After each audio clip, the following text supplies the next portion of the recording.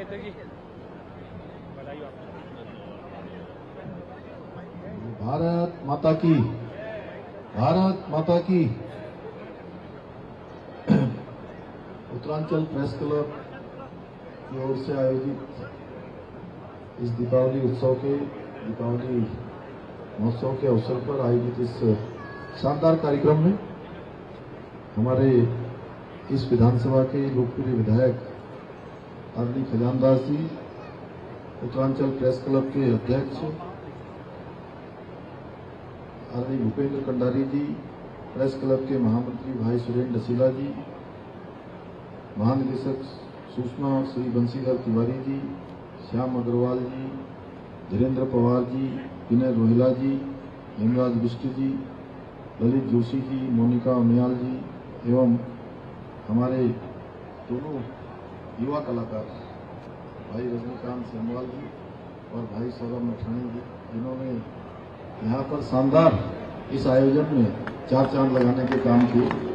और Uttaranchal press club के हमारे सभी पदाधिकारीगण, भाई चंदोला जी समेत पूरी टीम यहाँ पर, और हमारे प्रेस क्लब के सभी सदस्य, सभी उनके परिवार से आए हुए सभी पारिवारिक जन, सभी मेरे छोटे छोटे नन्हे मुन्ने प्यारे बच्चे भी इसमें बहुत बड़ी संख्या में आए हैं, और सभी उपस्थित हमारे कलाकार बंधुओं, मैं सभी को, आप सभी सदस्यों को, उत्तरांचल प्रेस क्लब के और सभी साथियों को मैं दीपावली की आप सबको बहुत अग्रिम शुभकामनाएं देता हूं।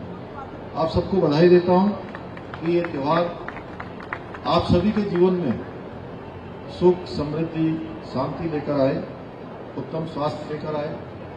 ऐसी मैं मां दुर्गा से, भगवान प्रभु श्री राम जी से प्रार्थना करूंगा कि हर प्रकार से आप सब लोग जीवन के हर क्षेत्र में आगे बढ़ें, आपके परिवार के लोग आगे बढ़ें, हमारे बच्चे सब आगे बढ़ें। और जैसा भाई सुरेंद्र डसीला ने यहाँ से बताया कि हमारे इस दीपावली से पहले इस वर्ष बहुत सारे पत्रकार साथियों के हमारे बीच में जो नहीं रहे, हमको छोड़ के चले गए, जिनके घरों में भी इस प्रकार की दुखद घटनाएं घटित हुई। मैं उन सभी को अपनी श्रद्धांजलि भी करता हूं, उनको मैं नमन करता हूं कि उन्होंने काफी लंबे समय तक, एक लंबा कालखंड उन्होंने हमारे राज्य के लिए, पत्रकारिता जगत के लिए अपना समर्पित किया, और बहुत सारी यादें उनके साथ हैं। क्योंकि आज दीपावली के पर्व के रूप में यहाँ पर एक शानदार कार्यक्रम आयोजित हो रहा है, तो मैं उन सभी का स्मरण करता हूँ। साथियों, ये दीपावली का पर्व हमारे अंदर एक सकारात्मक ऊर्जा का प्रभाव करता है, सकारात्मक ऊर्जा का संचार करता है, और हमें अंधकार में से प्रकाश की ओर ले जाता है, और बुराई से अच्छाई की ओर जाने की प्रेरणा देता है। आप सभी पत्रकार साथियों का भी जीवन में दीपावली की तरह, आपका भी दीपावली के दीपों की तरह जीवन है, और जो दिन रात समाज को दिशा दिखाने का काम करते हैं। और मैंने तो अनेक अनेक अवसरों पर मैंने देखा है कि हमारे पत्रकार साथी बहुत कठिन परिस्थितियों में, चाहे वो कोरोना का कालखंड रहा हो, चाहे कोई आपदा का कालखंड रहा हो, अभी जो भीषण आपदा जिसका हम सब लोगों ने बहुत कठिन परिस्थितियों में सामना किया, हमारे राज्य के अंदर बड़ी आपदा आई, और प्रदेश भर के अंदर अनेक लोगों को, अनेक परिजनों को, अपने लोगों को हमने खोया है। बड़ी जनहानि हुई है, पशु हानि हुई, अन्य संपत्तियां नष्ट हो गई, बहुत बड़ा नुकसान इस आपदा में हुआ। मैं अभी हिमालय दिवस के कार्यक्रम में था, तो मेरे बहुत सारे प्यारे प्यारे छोटे बच्चे यहाँ पर हैं, और मुझे सबसे अच्छा लगा कि एक वातावरण यहाँ पर बदल रहा है। अभी तक हमने 2-3 महीने पूरे के पूरे आपदा में, बरसात में और कठिन परिस्थितियों में हम सब ने उसका सामना किया, लेकिन मैं बच्चों को देखकर सच में मुझे लगा कि ये वातावरण अब हमारा कुछ त्योहारों की ओर जा रहा है, कुछ उमंग और उत्साह की ओर जा रहा है। और मैंने ऐसे समय में अपने पत्रकार साथियों को कठिन परिस्थितियों में वहां पर जूझते हुए देखा। और मैं बताऊं कि जब मैं छोटा था तो जब भी बरसात का मौसम आता था, पहली बरसात होती थी या दूसरी बरसात होती थी या तेज बरसात होती थी, तो मन में बहुत आनंद होता था, बहुत खुशी होती थी और हम दिन भर भीगते रहते थे बारिश आती थी। आप में से भी बहुत सारे लोग ऐसा करते होंगे, क्योंकि पहले के समय में ऐसा ही होता था कि बरसात का मौसम बरसात में ही आता था, गर्मी गर्मी के समय में ही आती थी। अब ग्लोबल वार्मिंग इतनी हो गई कि जब बरसात होनी चाहिए उस समय बरसात नहीं होती, जब सर्दी होनी चाहिए सर्दी नहीं होती। आपने इस वर्ष देखा होगा कि हम लोगों ने गर्मी का अनुभव ही नहीं करा। क्यों रजनीकांत भाई? है ना सौरभ, सही बात। तो अब जब बरसात होती है, अब जब भी तेज बरसात के मौसम में रात में, अभी जिस दिन 16 तारीख की रात को 15 तारीख की रात में तेज बादल यहां देहरादून में बहुत तेज गरज रही, बहुत तेज, ऐसा लग रहा था कि यहीं पर बादल न फट जाए, यहीं अभी छत के ऊपर ना आ जाए। और इस पूरे मौसम में जैसे ही बारिश होने लगती थी तो मैं तो भगवान से प्रार्थना करता था, हे भगवान इस बारिश को बंद करवा। इस प्रकार का एक हम लोगों ने सामना किया। और ऐसे में हमारे पत्रकार साथियों ने पैदल चलकर, भूखे प्यासे रहकर, बरसात और गर्मी की परवाह न करके अपनी पत्रकारिता करी, अपनी उन चीजों को देखने का काम किया, जानने का काम किया, लोगों के बीच में जाकर उनका हौसला बढ़ाया, उनकी बातें सरकार तक पहुंचाई, समाज के सामने रखी। तो मैं उन सभी पत्रकार साथियों को अपनी ओर से बहुत बधाई देता हूं, बहुत शुभकामनाएं देता हूं कि आप सब लोग दिन रात समाज को दिशा दिखाने का कार्य करते हैं, सच्चाई और जनहित के लिए समर्पण के साथ कार्य करते हैं। बहुत उसकी जितनी प्रशंसा की जाए वो कम है। आज का ये कार्यक्रम केवल दीप जलाने का नहीं, बल्कि उस आशा और उजाले को फैलाने का भी अवसर है जो समाज में एक उत्साह, एक विश्वास और एक अलग प्रकार का, एक नएपन का संचार करेगा। जैसा आप सभी जानते हैं, पत्रकारिता हमारा संविधान का चौथा स्तंभ है और आप सभी इस स्तंभ को सुरक्षित रखने का कार्य कर रहे हैं, क्योंकि पत्रकार और पत्रकारिता सिर्फ राजनीतिक और सामाजिक विषयों के प्रचार प्रसार का माध्यम मात्र नहीं, बल्कि लोकतंत्र को जीवित रखने का भी एक साधन है। चाहे सरकार की योजनाएं हों, लाभकारी योजनाएं हों, उनसे लोगों को परिचित कराना हो, उनकी समस्याओं को उजागर कर उनको अवगत कराना हो, दोनों महत्वपूर्ण जो कार्य हैं वो आपके कंधों पर हैं, आपकी जिम्मेदारी में रहती है। जैसा अभी यहाँ सब लोग मुझे कह रहे थे कि जो है कठिन, वास्तव में पत्रकार का जीवन भी बड़ा कठिन है। कुछ लोगों की ड्यूटियां सरकारी नौकरी में तो फिक्स होती हैं कि 8 घंटे ड्यूटी करनी है, 7 घंटे 10 घंटे जो भी ड्यूटी करनी है, लेकिन ये भी 24 घंटे मोबाइल खुले रखने का काम होता है। थोड़ा सा भी अगर कहीं फोन नहीं उठ पाया, थोड़ा सा भी अगर कोई मिस हो गया, तो आजकल तो जिस प्रकार से डिजिटल युग, जिस प्रकार की चीजें चल रही है, उसमें समाचार मिस हो जाता है। इसलिए बहुत महत्वपूर्ण है। आप ही तो ताली बजा रहे हैं, इसमें तो सबने ताली बजाने की जरा सा भी मिस नहीं होना चाहिए। मुझे प्रसन्नता है कि आप लोग इस महत्वपूर्ण कार्य को बहुत समर्पण के साथ कर रहे हैं। मेरा ये भी मानना है, पत्रकार समाज का दर्पण होता है, जो सरकार उसके पूरे तंत्र को, उसके कार्यों को धरातल पर होने वाले प्रभावों से भी अवगत कराने का काम है। सच्चा फीडबैक उनके माध्यम से मिलता है और वो हमारे लिए बड़ा महत्वपूर्ण होता है। साथियों, पत्रकार बंधुओं को लोकतंत्र का एक महत्वपूर्ण स्तंभ कहा जाना चाहिए। ये इसलिए भी उचित है क्योंकि जब जब भी राष्ट्र विकट परिस्थितियों का सामना करता है तो हमारे पत्रकार बंधु वीर जवानों की भांति उस विकट स्थिति में सरकार के साथ, समाज के साथ कंधे से कंधा मिलाकर खड़े होते हैं और हमारे रजनीकांत जी जैसे गायकार, संगीतकार, मैठाणी जैसे, देखो उन्होंने कहां से जड़ कुमाऊं से जौन साहब तक सब पूरे उत्तराखंड को एक सूत्र में पिरोने का काम किया। सच में बहुत आवश्यकता है आज समाज को जोड़ने के लिए, और हमारे इन शानदार संगीत के माध्यम से भी हम एक दूसरे के अंदर प्रेम भाव, आपस में सामंजस्य, आपस में सौहार्द इसको स्थापित कर सकते हैं। आदरणीय प्रधानमंत्री जी के नेतृत्व में आज भारत में अभिव्यक्ति की स्वतंत्रता बनाने की दृष्टि से मीडिया जगत को एक महत्वपूर्ण स्थान दिया गया है। इस क्रम में हमारे पत्रकार बंधुओं की समस्याओं के प्रति हमारी सरकार पूरी तरह से संवेदनशील होकर काम कर रही है। पत्रकार साथियों की सुरक्षा बीमा, आकस्मिक सहायता, आवासीय योजनाएं, इनको लेकर हमने भी कई ठोस कदम आगे बढ़ाए हैं। हाल ही में हमने सुनिश्चित किया है कि राज्य में कार्यरत हमारे मान्यता प्राप्त पत्रकारों को शासन की विभिन्न योजनाओं का लाभ प्राथमिकताओं से मिले।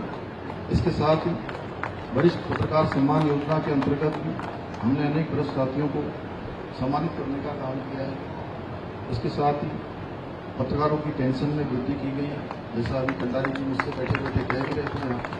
वहीं दूसरी ओर विभिन्न जिलों से आने वाले जो हमारे पत्रकार साथी आते हैं, पूर्व की भांति उनको प्रदेश की राजधानी में रहने की उचित व्यवस्था के प्रयास को भी आगे बढ़ाया है। इसी के साथ मुख्यमंत्री पत्रकार पेंशन योजना के तहत पत्रकार कल्याण को उसका बजट भी हमने जो 5 करोड़ था उसको बढ़ाकर 10 करोड़ किया है। इसके साथ ही हमारी सरकार पत्रकारों के स्वास्थ्य को ध्यान में रखते हुए स्वास्थ्य शिविरों का भी आयोजन किया है, जिसकी शुरुआत आप सब लोगों ने उसमें, अधिकांश लोगों ने उसमें सहभागिता की।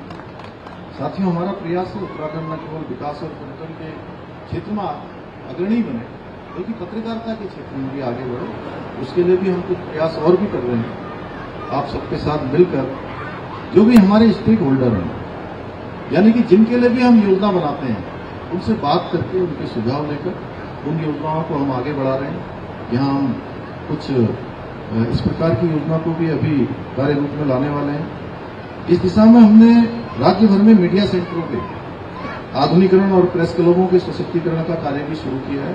इस सामान्य बजट में हमने उसका प्रावधान भी किया है, जो हमारा अनुपूरक बजट इस बार आया है। और आपके सहयोग और मार्गदर्शन से हमें विश्वास है कि आने वाले समय में उत्तराखंड पत्रकारिता के क्षेत्र में भी एक प्रमुख केंद्र बनेगा। उत्तराखंड राज्य का आंदोलन हो, उत्तराखंड के अनेक कर्तव्यनिष्ठ पत्रकार बंधुओं ने प्रत्येक के सर्वांगीण विकास को सुनिश्चित करने में अपनी बहुत महत्वपूर्ण भूमिका निभाई है। और मैंने देखा है, मैं छोटा उस समय हम लोग पढ़ाई करते थे, तो उत्तराखंड आंदोलन को भी अपनी परिणति तक पहुंचाने में हमारे पत्रकार साथियों का बहुत बड़ा योगदान रहा है। आज के इस अवसर पर मैं उन सभी पत्रकारों को भी, छायाकारों को भी, उनको भी मैं नमन करना चाहता हूं, जिन्होंने इस राज्य स्थापना में अपना बहुत महत्वपूर्ण योगदान दिया है। साथियों, हमारी सरकार उत्तराखंड को देश का श्रेष्ठ राज्य बनाने के लिए अपने विकल्प रहित संकल्प के साथ निरंतर कार्य कर रही है। मुझे पूरा विश्वास है आप सभी पत्रकार बंधुओं का सहयोग और समर्थन हमें इसी प्रकार मिलता रहेगा। सभी लोगों ने समय समय पर अपने सुझाव भी दिए हैं। अगर कहीं पर कोई अच्छा फीडबैक है वो भी दिया है। कहीं पर हर दृष्टि से आप सबका मुझे सहयोग प्राप्त होता रहा है। मैं आप सबसे इस अवसर पर ये अपेक्षा भी करता हूँ कि भविष्य में भी इसी प्रकार आपके फीडबैक, आपका सहयोग, आपका समर्थन प्राप्त होता रहेगा। और पत्रकार बंधुओं के सहयोग और समर्थन से हम निश्चित रूप से जो हमारे प्रधानमंत्री जी ने बाबा केदार की भूमि से 5 नवंबर 2021 को उनके मुंह से शब्द निकले थे कि ये दशक उत्तराखंड का दशक होगा, 21वीं सदी का तीसरा दशक उत्तराखंड का दशक होगा। उस दशक को हम सबको बनाने के लिए मिलकर प्रयास करना होगा और निश्चित रूप से हम उस दिशा में आगे भी बढ़ रहे हैं। आज हम अनेक क्षेत्रों में उत्तराखंड हमारा देश के प्रमुख राज्यों में हमारी गिनती होने लगी है। पहले के समय में जिन विषयों पर, जिन कामों पर हम पीछे रहते थे, आज हमारा नाम देश के चुनिंदा राज्यों में शामिल होने लगा है। चाहे वो आज हमारा सतत विकास के लक्ष्यों को प्राप्त करना हो, चाहे हमारा इकोसिस्टम बनाना हो, फाइनेंशियल मैनेजमेंट बनाना हो, स्टार्टअप के क्षेत्र में हो, इनोवेशन के क्षेत्रों में हो, अनेक सारे महत्वपूर्ण निर्णय लेने हो, उन सभी में उत्तराखंड ने आज देश के अंदर अपनी एक अलग पहचान बनाई है। मैं आप सभी का एक बार फिर से इस अवसर पर बहुत धन्यवाद करता हूं। और जैसा अभी कंडारी जी ने एक बात रखी और हमारे बसीला जी ने भी समय समय पर, पूरे प्रेस क्लब के लोग जब भी मुझे मिलते हैं आप में से, तो ये जो जमीन है इसके बारे में पहले भी मेरी बात हुई है जब भी मैं आया हूं। तो ये हमारा नजूल की भूमि पर बना हुआ है। इस भूमि को पहले प्रेस क्लब के निर्माण हेतु आवंटित किए जाने की कार्रवाई तो हम आगे बढ़ा रहे हैं। जैसे ये कार्रवाई हमारी पूरी हो जाएगी, शीघ्र ही भूमि का आवंटन होने के उपरांत उत्तरांचल प्रेस क्लब का भवन बनाया जाएगा। और साधारण भवन नहीं बनाया जाएगा, अच्छा भवन जैसा आप लोग चाहते हैं वैसा भवन बनाया जाएगा। उसकी अच्छी डीपीआर, अच्छा आर्किटेक्ट, सभी प्रकार की व्यवस्था की जाएगी। मैं आप सबको आश्वस्त करता हूं। और फिर से एक बार आप सभी को दीपावली की बहुत बधाई देता हूं, बहुत शुभकामनाएं देता हूं कि आप सभी के घरों में सभी प्रकार का उल्लास हो, सभी प्रकार की खुशियां हों। और दीपावली हमारे बच्चे भी बड़ी धूमधाम से मनाएं। और एक बात का अंत में कहते हुए कि आदरणीय प्रधानमंत्री जी ने पूरे देशवासियों से स्वदेशी को अपनाने का आह्वान किया है। विकसित भारत के संकल्प को आगे बढ़ाने में, आत्मनिर्भर भारत के संकल्प को आगे बढ़ाने में ये स्वदेशी का जो अभियान है ये बहुत सहायक सिद्ध होने वाला है। और आज हमारे देश में एक पेन की निब से लेकर अंतरिक्ष यान तक बनाने की जो है क्षमता है। तो हम अपने दैनिक जीवन में उपयोग में आने वाली वस्तुओं स्वदेशी का उपयोग करेंगे तो बहुत अच्छा है।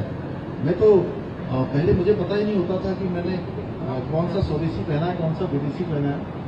तो चूंकि अब इस प्रकार से घुला मिला है, लेकिन पिछले दिनों से जब से आदरणीय प्रधानमंत्री जी ने यह आह्वान किया तो मैं भी कोशिश करता हूं कि जो स्वदेशी वाले हैं उन्हीं को करूं। तो मैंने देखा आज की एक सवेरे, उसकी फोटो तो नहीं खींच पाया, तो मैं आप सबको दिखाता, लेकिन अच्छे जो कंपनियों के बने हुए हमारे स्वदेशी ब्रांड हैं बहुत शानदार है। अगर आप उनको अपनाएंगे तो निश्चित रूप से हम अपने कारीगरों को, अपनी महिलाओं को, अपने स्थानीय उद्यमियों को, छोटे काम करने वालों को बहुत मदद कर पाएंगे, बहुत प्रोत्साहन दे पाएंगे। तो मैं आप सबसे इतना ही कहते हुए मुझे प्रसन्नता है कि आप सब लोग निश्चित रूप से इस दिशा में काम करेंगे। पुनः एक बार आप सभी को, प्रेस क्लब के सभी बंधुओं को एक बार फिर से अग्रिम दीपावली की शुभकामनाएं देते हुए मैं अपनी बात को समाप्त करता हूं। धन्यवाद।